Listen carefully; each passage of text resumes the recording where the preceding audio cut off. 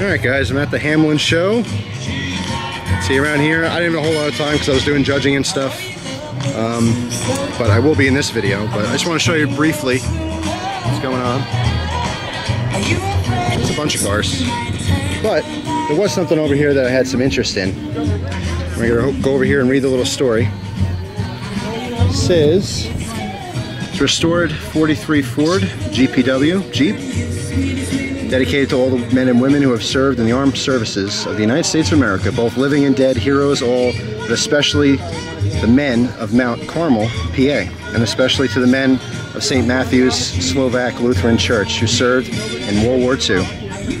So, pretty cool. There's the church. But, it's awesome. I mean, this guy pulled up.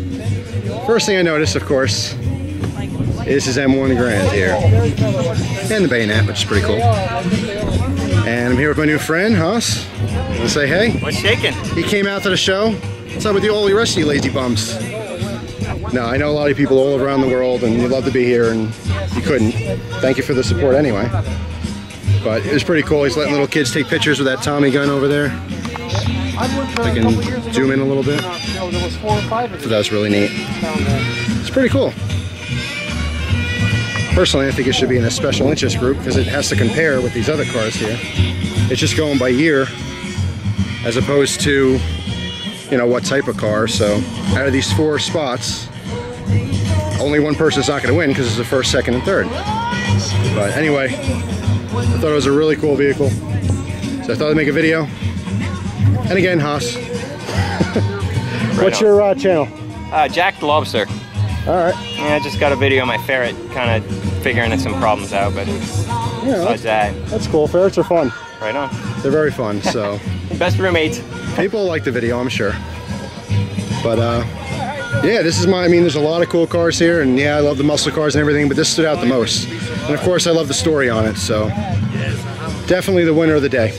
Plus, dual American flags, so he's got to win. I was talking to Bob, the owner of this Jeep, and he thought he'd give you a history lesson on it since I know nothing about it.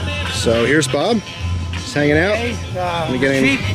The Jeep was built to replace the horse, and the government put out a contract to several organizations to build a vehicle that would replace the horse, and they wanted it in like 3 months.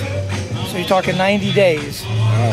So a little firm in Butler, Pennsylvania called Bantam, who worked with small vehicles, designed and built a vehicle for them in 90 days. They took it down to Washington, to Aberdeen Proving Grounds. They ran it, and the Army was tickled pink. It did everything expected of them, and unfortunately, when they went to let the contract go, they thought that Bantam was too small of a company to make enough vehicles for the Army, so they let the contract go to Willys. Bantam got the booby prize. They let them build the trailers for it. Okay. So they got a contract to build all the trailers. And even Willys couldn't make enough of them for the Army, because right after that, World War II started. This is like early 1941. So the demand's really high at this The war started in 1941, December 1941. The demand was so great that they had to let Ford have a contract. Yeah. And Ford built, oh God, I don't know, 17,000, 18,000 of them in a short period of time to satisfy the needs. Wow. But that's the basic history of it. And it did replace the Jeep, or rather the horse. And it was a vehicle, it did everything. It was a weapons carrier, it carried ammunition, it carried troops, it was an ambulance, it did a lot of patrolling, did just about everything that was able to do in a war, it did.